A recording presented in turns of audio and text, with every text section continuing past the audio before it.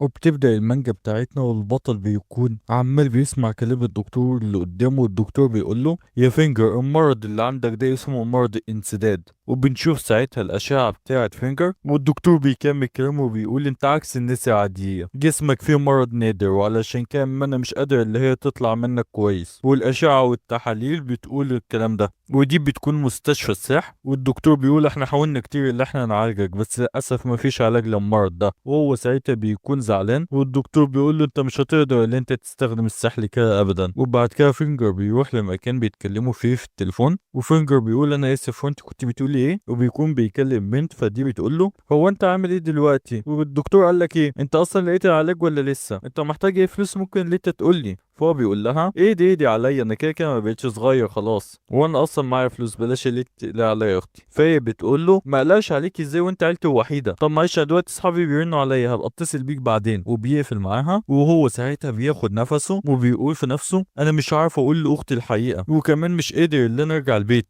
وبعد شويه وقت بيكون في مبنى كبير زي القصر، وفي حد بيقول هو ايه اللي حصل للدرجات بتاعتك، والتاني بيقول انا ما تاخرتش عن الحصص خالص، والدرجات بتاعتي ما بين الاي والدي. وواحد تاني بيقول انا دايما كنت واثق ان فينجر هيكون فاشل ومش هينجح في الامتحانات. وبنشوف الشهاده بتاعت فينجر وبيكون جاي في كل المواد النظريه A بلس، يعني امتياز مرتفع. والتاني بيقول ايوه بس احنا مستغربين دايما ازاي بينجح في المواد النظريه. بيكون كل الطلاب واقفين عمالين بيشوفوا النتيجه بتاعتهم، وفينجر ساعتها بنشوفه وهو بيكون متضايق اول ما بيشوف بقيه النتيجه بتاعته، وبيكون ساقط جدا في كل المواد العمليه، وبيكون مكتوب على الشهاده ساقط. وهو بيخرج ساعتها من القاعة وهو متعصب، وبيقول دي رابع مرة اسقط فيها، وعلى حسب القواعد معنى اللي اسقط 4 مرات ورا بعض فانا كده هطرد من الاكاديميه. هو بيكون واقف وهو مصدوم، وبيقول انا لو اتطردت فانا حرفيا كده مش هقدر ان انا احسن من اسم العيله بتاعتي. وبيكون قاعد في المكتبه وعمال اللي هو بيذاكر، وبيقول انا حرفيا عملت كل اللي عليا علشان اقدر ان انا انجح، وكنت بذاكر كتير جدا بس خلاص مش عارف حرفيا اعمل ايه تاني، وكنت بدرس كويس وجبت علامات كويسه جدا في كل المواد النظريه. والصبح فينجر بيكون واقف وساند بايده، وبيقول انا حرفيا عملت كل اللي عليا بس واضح ان انا لوحدي اكون ذكي دي حاجه مش كفايه. وبيبص على الاتنين اللي ماشيين وبيقول بس انا قادر ان انا اشوف المنة بتاعت الناس ودي حاجه خاصه ليا. وبيشوف المنة بتاعت الاتنين اللي عدوا من قدامه، وبيفتكر ايام التدريب وهو صغير، والاستاذ بيقول كل واحد دلوقتي يمتص المنة اللي موجوده قدامه ويحاول هو يخزنها جوه جسمه. وكل الطلاب ساعتها بيحاولوا اللي هم يمتصوا المنة من قدامهم، وهو بيقول في نفسه كل ده مش مهم، مهم دلوقتي اللي انا معايا موهبه الكل بيتمناها. وبنشوف ساعتها فينجر وهو بيحاول اللي هو يمتص اي منة من قدامه بس ما بيكونش عارف يعمل حاجه، وهو بيكون اكبر واحد في الفصل بتاعه اصلا، والطلاب كلهم بيكونوا عمالين بيتريقوا عليه، وبيقولوا احنا مش عارفين ازاي ساحر مش قادر اللي هو يمتص المنة. وفي معلم بيكون لابس نظاره بيقول طب ايه رايك اللي انت ما تكونش ساحر يا فينجر، انت ممكن ان انت تكون باحث وانا ممكن اوصي المدير عليك. وفينجر بيقول في نفسه كل اللي بيحصل ده بسبب المرض بتاعي، وبسبب المرض ده انا مش قادر لا استخدم السحر، وكده مش هقدر لا اجيب المجد لعيلتي ولا احسن اسمها. وبيكون بيتمشى وبيقف ساعتها قصاد تمثال عملاق جدا، وده بيكون تمثال جد فينجر، وبيقول ده كان بطل حرب الشياطين العظيمة. وبنشوف ساعتها عدد كبير جدا من الوحوش زمان، وهو يا دوب بيقول سحر النجوم وبيطرقع بصوابعه بيعمل انفجار بيمحي آلاف من الوحوش بضربة واحدة. وجده بيبص للشياطين اللي بتموت وهو بيضحك. واسم الأكاديمية اللي هو فيها أوزدن، وده نفس اسم جده، والأكاديمية دي كلها معمولة أصلا لجده، وهي أعظم أكاديمية سحر موجودة. وفينجر بيقول في نفسه أنا لو طرت من هنا يبقى أنا حرفيا كده جبت العرض للعيلة بتاعتي. وبيكون في اتنين من الطلاب واقفين الناحية التانية، وواحد فيهم بيقول أنا أصلا مش عارف إزاي واحد فاشل زي ده هو حفيد في أوستن. والتاني بيقول الواد ده فعلا هيكون عار على عيلته، وهما الاتنين بيضحكوا وبيقولوا إحنا مش عارفين العيلة دي هتفضل مكملة كده لإمتى. إنما على طول فينجر بينده عليهم وبيقول لهم انتوا الاتنين انتوا طلاب في سنة أولى صح؟ في قسم السحر المادي. ففي حد بيلف له بيقول له اه، فهو على طول بيقرب منهم ويقول انتوا عارفين استاذ اسمه تشين؟ فهم ساعتها بيتوتروا ويقولوا له ايوه ده المفروض اللي هو زي صاحبنا يعني. فهو بيقرب قوي يقول خلاص بقى خليها كده نشوف، وبيقرا اسامي بتاعتهم وبيقول لهم ايه بقى اساميكوا كده طالما انتوا مش عايزين اللي انتوا تقولوا. ففي حد فيهم بيقول طب خلاص احنا عايزين اللي احنا نمشي بس مش عايزين حاجه، وبيطلعوا على طول يجروا ويخبوا اساميهم. وفينجر بيقعد اللي هو باصص عليهم وبياخد باله ساعتها من حاجه، وبيرجع يبص على التمثال وبيقول لا في سر، انا لازم اللي انا اركز وما بينش اللي أنا ضعيف بسبب الجسم ده. وبيقول انا هحل الموضوع ده وارجع شرف عيلتي. وبعدها بشويه بيكون قاعد في الكافيتيريا وماسك ورق وعمال بيدور على حاجه في الورق ده، وبيقول في نفسه لسه ما فيش اي حاجه عن المرض بتاعي، وبيكون مش عارف اللي هو يعمل ايه. بس فجاه في واحد بيجي من وراه وبيقوم رازع دماغه في الترابيزه، والناس اللي حواليه بتتصدم وبتخاف اصلا. وفينجر بيرفع راسه وهو موجوع ووشه حرفيا اتطبق، وبيقول مين اللي عمل كده؟ مين اللي عايز يموت؟ فبيجي واد بشعر احمر بيقول هو انت لسه بتستغل اسمي؟ والواد ده اسمه ستار وهو الحفيد التالت للعيله بتاعته. وفينجر بيقول ايه ده، هو انت هنا؟ وبيقرب عليه كده بيكون عاوز اللي هو يحضنه ويقول له اخويا وصاحبي واللي ليا والشق ستار. فستار بيقول يا عم ابعد عني، انا ولا اعرفك اصلا. هو انا مش قلت لك 100 مره اللي انت ما تهددش الطلاب الصغيرين باسمي وتستغل اسمي في اللي انت تقعد تتنمر عليهم؟ فهو بيقول له خلاص ماشي حاضر، اقعد بس دلوقتي عقبال ما انا اروح اجيب لك خربوشه شاي. فستار بيقول ده انا عندي استعداد اللي انا اموت ولا اللي انا اشرب معاك حاجه، هو انا ضربتك جامد على دماغك؟ ففينجر بيقول قرب بس مني كده، وانا مش قلت لك ما تضربنيش قبل كده؟ فهو بيقول له انت اللي بدأت. وفينجر بيقول في نفسه بعد ما العيلة بتاعتنا انهارت برج السحر بقى تحت قيادة عائلة ستار، وبعد ما الولد ده اتخرج على طول بقى مدرس في الأكاديمية. وساعتها ستار بيطلع ورق من الشنطة بتاعته بيقول، وفينجر بيقول بس هو من ساعة ما بقى مدرس وهو ساعدني كتير قوي بصراحة. وستار بيقول هو في ايه انت مالك النهاردة، انا مش مرتاح لك. وبيحط الورق على الترابيزة وبيقرب الورق لفينجر، وفينجر بيقول له هو ايه ده؟ فستار بيقول له ده التنين الماسي، دي هي خطة الاستكشاف. وفينجر بيشرب العصير بتاعه بيقول طب انت ليه مديني الورق ده؟ فستار بيقول احنا اكتشفنا دلوقتي شوية مخلوقات نادرة وتقريبا عرفنا المكان بتاعهم، وانا عايزك اللي انت تشوف الورق ده عشان نروح الرحلة دي. وساعتها فينجر على طول بيمسك الورق وبيقول لحظة، دي فصيلة التنين القديم، المفروض اصلا التنين دي انقرض، انتوا ازاي قدرتوا اللي انتوا تلاقوا كهف من التنين ده؟ فستار بيقول احنا قدرنا اللي احنا نلاقي التنين ده، دور بس انت كويس وما تفتكرش لو انت بتساعدني كان الاكاديميه مش هتطردك، انت هتطرد يعني هتطرد.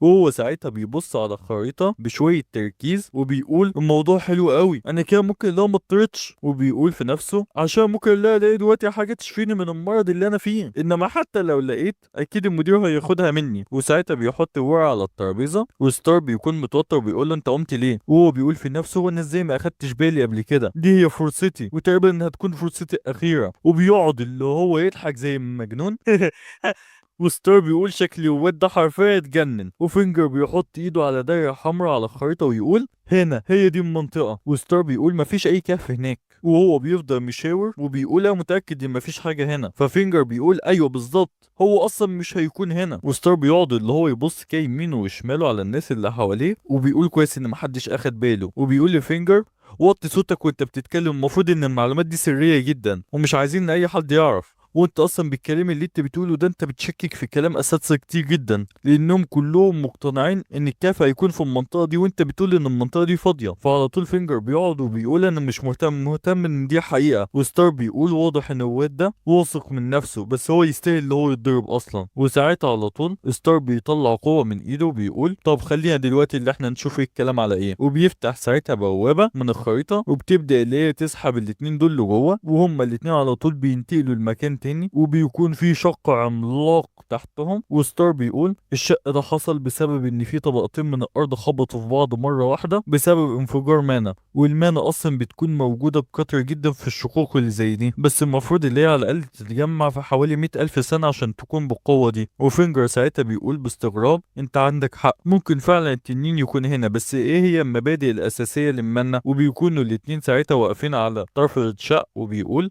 هو انت بتتريق عليا؟ هو انت مش استاذ؟ اشرح لي ايه هي الثلاث المبادئ الاساسيه للمنة. فستار بيقول من فوق لتحت ومن الواسع للضيق ومن السخن للبارد. بس لحظه، فعلا كل الشروط دي موجوده هنا، فده معناه ان ممكن فعلا التنين ده يكون هنا، انما بما ان حمم السخنه جدا بتتدفق من البركان وبيشاور عليه بس المية ما بتجتمعش بالنار دي هناك، فعشان كده التنين مش موجود هناك. وستار بيكون عمال بيفكر في الكلام ده وبيقول يبقى التنين موجود فين لو ما كانش موجود هناك؟ بيقعدوا اللي هم يشوفوا ساعتها البركان، وفينجر بيقول بالظبط البركان بيعدي من تحت القارة كلها. وبيرجعوا ساعتها للعالم الطبيعي، بيرجعوا للكافيه اللي كانوا قاعدين فيه. وستار بيقول التنين كان ممكن اللي هو يكون قريب من المنطقة دي، بس اكيد ان التنين موجود في علامات كتير بتاكد الحوار ده. ففينجر بيقول ايوه انا ما قلتش ان التنين مش موجود، التنين موجود. امال ليه انت قلت ايه؟ انا قلت اللي هو مش موجود في المكان اللي انت بتقول عليه. وبيشاور على خريطه على مكان تاني وبيقول هو هيكون موجود في كهف كارغون، واكيد هنلاقي هناك بوابة التنين، ولو قدرنا اللي احنا نفتحها هنلاقي كنز ولا مغارة علي بابا. هو انت متأكد ان تنين المن هيكون في المكان ده؟ وستار بعد كده بيكون ماشي في ممر طويل وبيقف قدام الباب وبيقول طب انا ازاي هقول لمديري على الكلام ده، امري لله. وبيخبط ساعتها على الباب وهو متوتر وبيقول في نفسه طب انا اعمل نفسي اللي انا ما اعرفش حاجه واعمل نفسي عبيط. طب لو عميد الدلوقتي اتضايق مني هيطردني، طب ايه اللي هعمله لو طلع كلام فينجر صح؟ وبيفتكر ساعتها اصلا لما كان ماشي لوحده ولقى فينجر قاعد لوحده في اوضه التدريب، بيقول له فينجر انت بتعمل ايه لوحدك في اوضه التدريب بتاعه السحر؟ وفينجر بيقول انا لازم اللي انا ارفع راس العيله،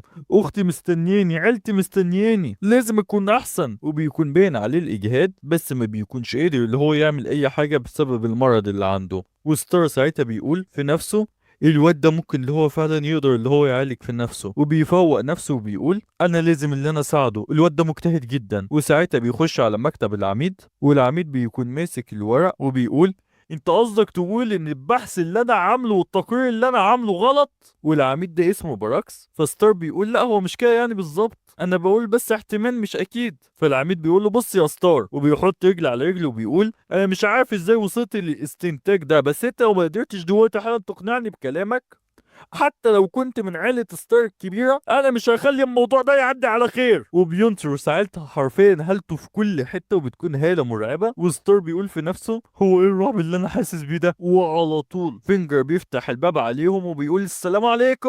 وستار بيقول في نفسه هو ايه اللي جاب الواد ده هنا؟ هو اتجنن؟ وبيقول له انت اتجننت؟ انت إيه اللي دخلك هنا؟ وفينجر بيقول ازيك يا عميد عامل ايه؟ انا طبعا بعتذر عشان دخلت بالطريقة دي. والعميد بيقول ناقصة هي عبط على الصبح. فينجر انت عاوز ايه؟ انا دلوقتي فهمت تقريبا الاستنتاج اللي ستار جاي يقوله من استنتاجك انت يا فينجر صح؟ ففينجر بيقول صحيح كلامك مظبوط. فالعميد بيقول فعلا بحييك، بس احسن لك اللي انت تفكر في الموضوع ده تاني، خصوصا اللي انت ما عندكش اي دليل والموضوع ده ممكن جدا اللي هو يطلع غلط. ففينجر بيقول الدليل بتاعي موجود ودي حاجه الكل عارفها، حتى لو كان عيل صغير عنده 7 سنين، 7 ليه 3 سنين كفايه، بس هي بس محتاجه شويه تركيز، ولو عايز دليل موجود. وساعتها اصلا العميد بيكون متعصب قوي عمال بيبص لفينجر وهما الاتنين بيبصوا لبعض.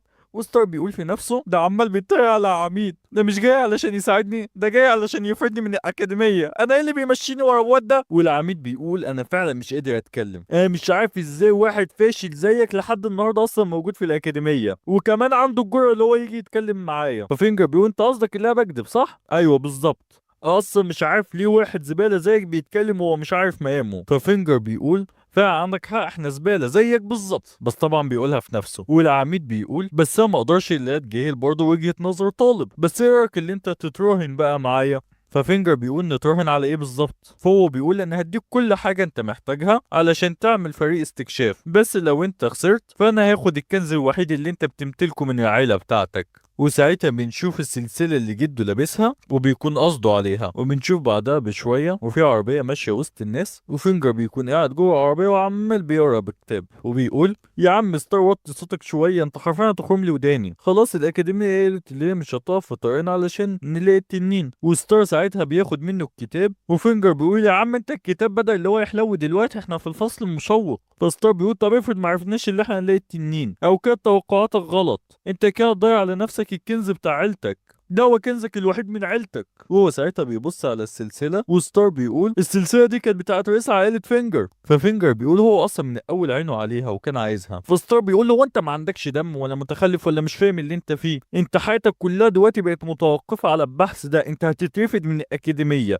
هتخسر ميراث عيلتك، هتخسر شرف عيلتك، وحرفيا هتبقى فقير مشرد في الشوارع لو البحث اللي انت بتعمله ده دلوقتي فشل. فهو بيضحك وبيقول له على الاقل انت هتفضل معايا للاخر. فهو بيحط ايده على وشه ويقول انت عارف اللي احنا لو ما لقيناش التنين ده فانا كمان هطرد صح؟ ايه هي الخطه بتاعتك؟ ففينجر بيقوم يتعدي وبيقول بص يا صاحبي بقى، هو انت مفكر اللي انا قبلت الرهان بتاعهم بس عشان هم عمالين بيضغطوا عليا؟ فستار بيقول مش فاهم انت تقصد ايه. انا اقول لك لو حد جاله قلب بس اللي هو ياخد السلسله اللي على رقبتي دي لازم اللي هو يروح يراهن بحياته. فستار ساعتها بيقول صحيح انا نسيت اصلا ان الواد ده معاه لقب عار العيله. وبيفتكر ساعتها فينجر وهو كان عمال بيعيط، وبيفتكر تاني وهو بيضحك ضحكه شيطانيه، وبيقول وتاني اللقب في عيلته هو اسوأ واحد في العالم. والاتنين بيكونوا قاعدين قصاد بعض وكل واحد باصص للتاني وبيضحكوا حرفيا ضحكات شيطانيه، وبيحكي له ساعتها الخطه بتاعته كلها. وبنرجع كده بالزمن عشان نشوف اصلا هم عرفوا بعض ازاي. وبيقول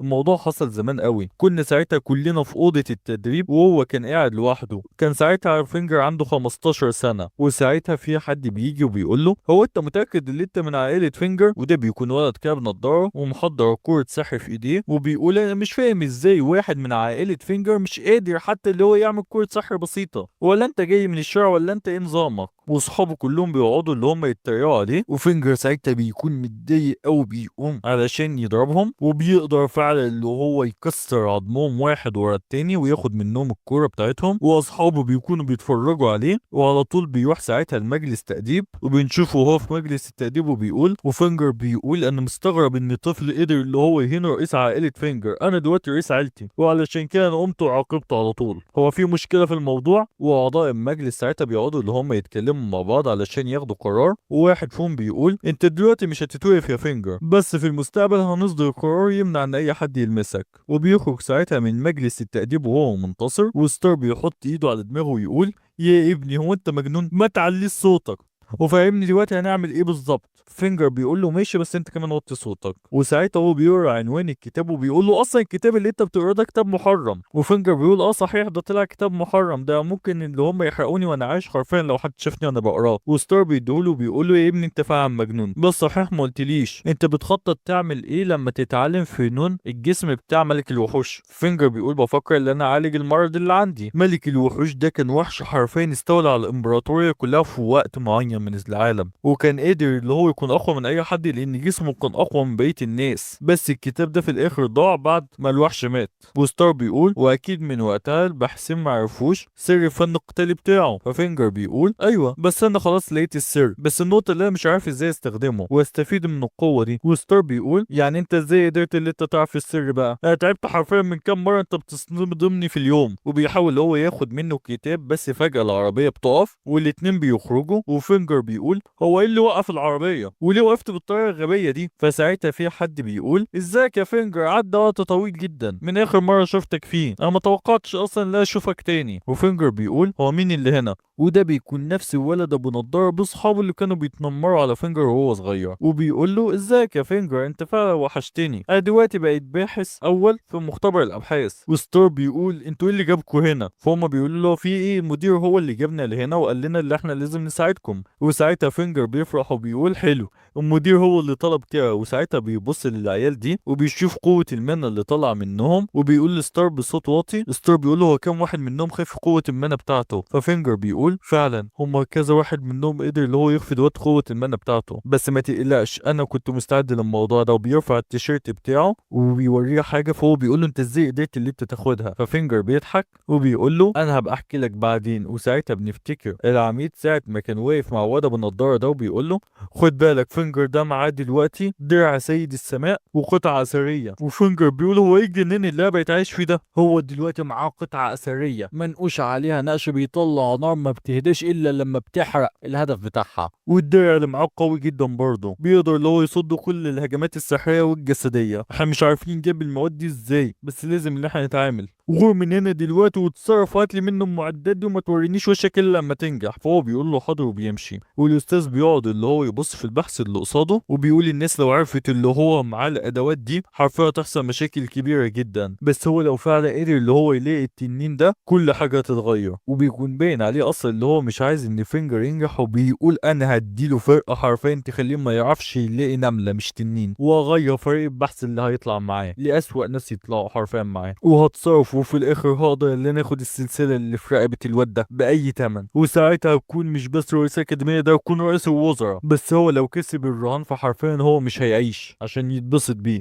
وساعتها بنرجع لفينجر وبيكون ماسك كتابه وعمال بيقرا تعويذه منه، ومحدش فاهم اللي هو بيقوله، واقفين وهم ساكتين. بس فجاه في قوه بتبدا اللي هي تطلع، وستار بيبدا اللي هو ينفذ التعويذه، وكل واقف وهو مش عارفين ايه اللي هيحصل. وفي طاقه كبيره جدا بتطلع، وفجاه في انفجار عظيم عظيم من الطاقة بيطلع، وكله بيقول له بصوا على الضوء ده، وستار بيقول ده فعلا فينجر كان معاه حق، وابو النضاره بيقول ده فعلا كان هنا، وحتى فينجر بيقفل الكتاب وبيقول ايوه انا كنت عارف، وعطوه بيزعق وبيقول يلا دلوقتي كلها تيم واحد، لازم اللي احنا نتحرك بسرعه قبل ما الضوء ده يختفي. وستار على طول بيشيل فينجر وبيطلع اللي هو يتحرك بيه بسرعه كبيره، وكلهم ساعتها بيكونوا واقفين مصدومين ومصدومين من سرعه ستار، وبيقولوا له طب استنانا، وبيبداوا اللي هم يطلعوا يجروا وراه، وبيكون نفسهم مقطوع، وابو النضاره ده بيقول استنوني انتوا عيال متعبة قوي. وواحد فيهم بيقول ايه ده لحظة واحدة، ده مفيش اي حاجة هنا، ده مفيش حتى كهف. وواحد تاني بيقول انا حاسس ان كل اللي حصل ده كان مجرد حوار من فينجر، وانا متأكد طبعا ان فينجر فاشل ومش هيقدر اللي هو يعمل حاجة. وواحد تاني بيقول بصوت واطي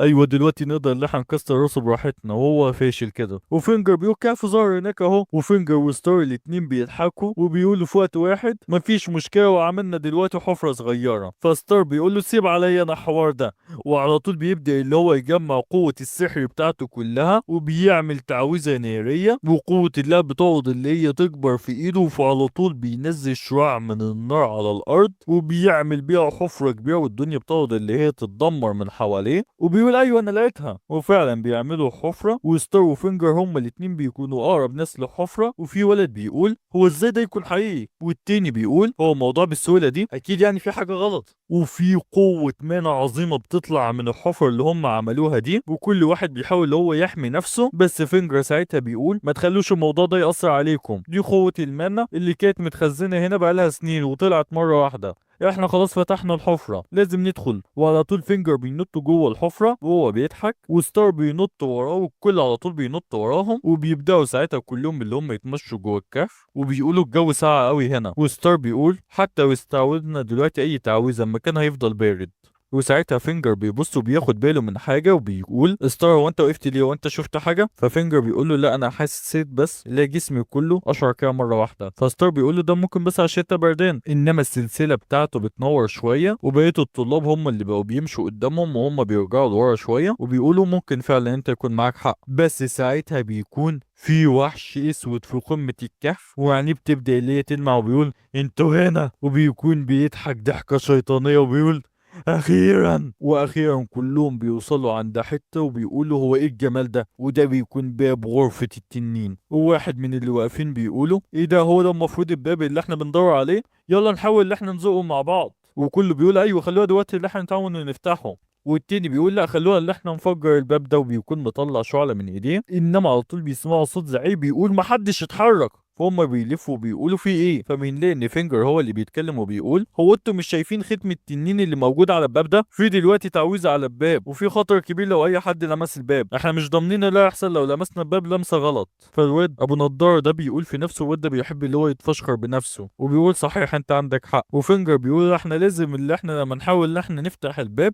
نعملها كلها مع بعض مرة واحدة. انما واد ابو النضارة بيقرب من الباب، وفينجر بيلف ساعتها راسه وبيقول احنا اول حاجة لازم اللي احنا نعملها نكسر الختم اللي على الباب ده، وبيقول بلاش ان اي حد يشغل دماغه ويتصرف من نفسه عشان احنا مش عارفين ايه اللي ممكن يحصل ساعتها. بس هو بيوقف كلام اول ما بيلاقي ان الولد ده خلاص بيلمس الباب، وفينجر بيزعق وبيقول اوعى انت تلمسه، فهو طبعا زيه حمار بيقوم حاطط ايده على الباب وبيقول ايه اللي هيحصل يعني، فبيطلع من تحتيه كورة نار وبتتحدف عليه، بس هو بيحاول اللي هو يتفاداها وبيرجع لورا. وفينجر بيقول الغبي ده عملها وفعل الفخ، والباب ساعتها كله بينور وكل التعاويذ اللي عليه بتتفعل. وفينجر بيقول لهم الكل ياخد باله بسرعة، وفي ساعتها واحد من صحابه بيتصاب بكرة لهب، والباقي بيكونوا واقفين وهم مستغربين. وستار بيقول الكل يحاول اللي هو يتصدى على الجامد دي، وعلى طول بيعمل درع حماية حواليه، وبيقول هو احنا المفروض اللي احنا نعمل ايه دلوقتي؟ ففينجر بيقول انا هحاول لا اتصرف بس محتاج وقت، وعلى طول بيطلع ورقه وقلم وبيقول انا احاول ان انا افك الشفره اللي هنا دي، وبيقعد اللي هو يسرح في افكاره ويحلل ملايين الكلمات في نفس اللحظه، وبيقول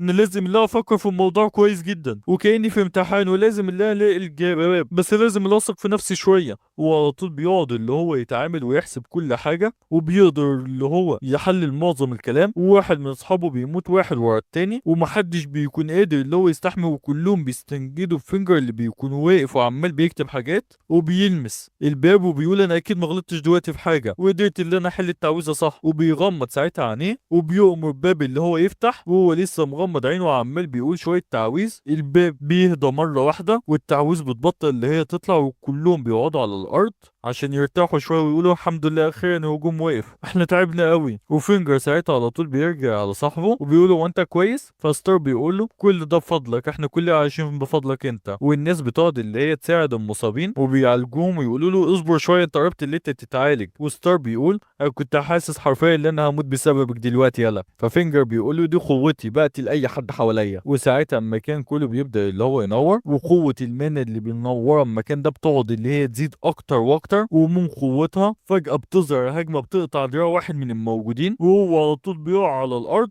وفينجر بيستغرب جدا وبيقول هو ايه اللي بيحصل ده. وفجاه الباب بيبدا اللي هو يطلع شويه سيوف ثلجيه وهو ما بيكونش عارف ايه اللي بيحصل ده وبيكون مصدوم. انما ستار فجاه بيظهر وبيعمل درع حمايه وبيحمي فينجر، وكل واحد من العيال برضه بيعمل درع. وهو ساعتها بيكون ماسك الورق وقلم وبيقول هو الموضوع اللي اتكرر تاني. وبيبدا تاني اللي هو يقرا شويه تعاويذ ويحاول اللي هو يحل بقيه اللغز. وستار بيقول انجز يا مش قادر لا استحمل. وفينجر بيكون بيكتب بسرعه غير طبيعيه عشان يحل اللغز ده. وهو بيقول ايوه يعني ده الحل، هو ده اصل السحر، دي لغه سحر التنين المفروض. وبيقول لهم كل استحمل شويه انا عارف هعمل ايه. وفينجر على طول بيبدا اللي هو يجري ناحيه الباب. وستارم بيكون مش قادر وبيقول انا مش هقدر لا استحمل اكتر. وفينجر بيكون عمال بيتعور ويتجرح كتير وبيقول خلاص خلاص قربت. وبيقرب جدا من الباب والواد ابو نضاره بيقول مش معقول هو ممكن الواد ده هو اللي يقدر اللي هو ينقذنا. وفي حرفيا هجمه بتكون هتيجي في فينجر وتقتله، بس حرفيا بتيجي فيه بس ما بتحصلوش حاجه لانه بيكون لابس درع سيد السماء. وبيمد ايده ساعتها علشان يمسك الباب ويبدا اللي هو يحل اللغز. وهم بيقولوا في نفسهم هو ازاي الواد ده معاه الدرع، وهو بيقول في نفسه انا واثق من نفسي هقدر ان انا احل اللغز ده. وفي سيف بيكون حرفيا هيئه دوات ستار من ظهره، بس فينجر بيفتح عينيه وبيقدر اللي هو يحل اللغز والهجمه بتتدمر وكل الهجمات فجاه بتختفي. وواحد منهم بيقول اخيرا كل السيوف دي اختفت.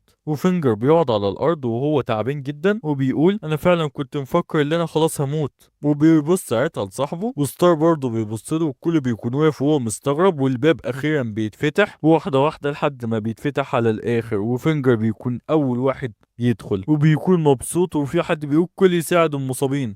انما اول ما بيفتحوا المكان وبيشوفوا كمية جبال الفلوس والذهب محدش بيكون مصدق اللي هو شايفه بعينيه. وبيبدأوا اللي هم يخشوا ويشوفوا الحاجات دي كلها، واللي بيطلع على السلم واللي بيشوف الكتب واللي بيشوف الفلوس والذهب. وواحد بيقول بصوا ده فيها دروع معمولة من جلد التنين، والكل بيكون فرحان جدا وبيقولوا المكان ده مليان كتب كتير جدا. وفينجر بيقول في نفسه حرفيا كل حاجة هنا رائعة جدا. وفي حد بيحط ايده على كتف فينجر وبيقول بضحكة عاش جدا عليك يا قائد. وفينجر بيستغرب شوية من الكلمة وساعتها الواد ده بيمشي. وستار بيجي على طول ويقول انت عملت ايه يا ابني؟ هو بيقول احنا نجحنا يا جماعة في كل المواد النظري وبفضلك قدرنا اللي احنا نوصل لهنا. انا اعتبرت ان اي حاجة كانت بتحصل لنا هنا كانت امتحان واستخدمت النظريات عشان احلها. انما ساعتها هو بيستغرب شوية بيقول لحظة واحدة اختبار؟ انا ليه حاسس ان الاختبار كده مخلص؟ انا أي نعم كنت حاسس من شوية ان انا بحل الامتحان قبل الميعاد وسلمت الورقه بدري. فستار بيقول له وانت بتقول ايه يا ابني؟ فهو بيقول له لا لا ولا حاجه ما تشغلش بالك. وساعتها في حد بيحط ايده على كتف فينجر وبيكون ستار بيقول له انت لازم اللي انت تفرح، انت من النهارده ما حدش هيتريق عليك. وفينجر ساعتها بيضحك وهو مكسوف وبيقول حلو قوي، انا اصلا ما كنتش متاكد لا هقدر ان انا الاقي حاجه وعشان كده لازم لا اكون فرحان. والولد فعلا بيكون فرحان وبيقول اخيرا من النهارده انا بقى ليا لازمه فعلا. وفي واحد بيطلع على جبل من الكنوز وبيفتح صندوق وبيخرج كده كوره موف وبيقول شويه تعويذ وبيقول كده بخبث يا قائد، وبيقوم كده سحبه من ايديه وبيقول له انا عاوزك في موضوع مهم جدا. وستار ساعتها بيبص للواد ابو النضاره وبيقول له فينجر دلوقتي بقى بيتقال له يا قائد، خليه كده لا اشوف هو رايح فين. انما واد ابو النضاره بيقول له يا ستار في تنين موجود ورا جبل الفلوس اللي هناك ده، تعالى معايا عشان تشوفه. فهو بيفرح وبيقول هيكل عظم التنين، وعلى طول بيمسك ايده وبياخده معاه وبيقول تعالى معايا انا هوريهولك دلوقتي. وبيروحوا فعلا ورا الجبل وبيلاقوا هيكل عظمي عملاق لتنين عملاق. وستار بيقول انا ليه حاسس من حجمه ده من رتبه ملك التنانين. فابو النضاره بيقول ايوه هو باين كده اللي هو كان موجود هنا من حوالي 4000 سنه. انما ساعتها فينجر بيضرب وبيقع على الارض وبيكون كل العيال دول اتلموا عليه وبيكون جاهز على سنينه وبيقول اوغاد خونه. وبيقول في نفسه انا كنت متحمس اول لدرجه ان انا اتخليت عن الدفاع بتاعي. وواحد منهم بيقول احنا ما كناش عاوزين نوصل للمرحله دي، احنا فعلا كنا معجبين بيك ومبسوطين بانجازك بس ده الشغل وساعتها ستار بيقول ركز كده اللحظه، فبنضاره بيقول له اركز على ايه؟ فستار بيقول له انا حاسس ان هيكل العظم ده اتحرك. هو فينجر وبقيه العيال راحوا فين؟ وهم ساعتها بيكونوا واقفين على السلم وبيقولوا اكيد كله دلوقتي عمال بيتمشى هنا والكل فرحان بالاستكشاف، محدش شاف الكم ده من الكنوز قبل كده. والواد بيكون نزل حرفيا عجن في فينجر وهو ما بيكونش قادر اللي هو يستنجد باي حد، وبيقول في نفسه انا فعلا غبي، انا اللي استاهل ده، ما كانش لازم اللي انا اثق في اي حد. والواد بيتعجن حرفيا، والواد ساعتها بيطلع كرة من النار وبيقول خلاص يا فينجر ودع حياتك. وهو ما بيكونش قادر اللي هو يعمل اي حاجه، انما في حد بيزعق وبيقول كل ياخد باله، وبتيجي هجمه من مكان على الغريب بتمحي الواد من الوجود حرفيا. وفينجر بيكون مصدوم لان الواد اللي كان بيضربه ما تبقاش منه الا ايده حرفيا وبيتبخر. وفينجر بيقول هو ايه اللي بيحصل ده، انا مش فاهم حاجه. وبيبدا اللي هو يتلفت حواليه وبيتصدم من الكارثه اللي هو شايفها. الهيكل العظمي فاق وبدا اللي هو يقتل كل الموجودين، والكل بيصرخ وبيقول الحقونا التنين ورانا ده عاش، وبيكون بيجهز هجوم من بقه. وفينجر بيبص لهم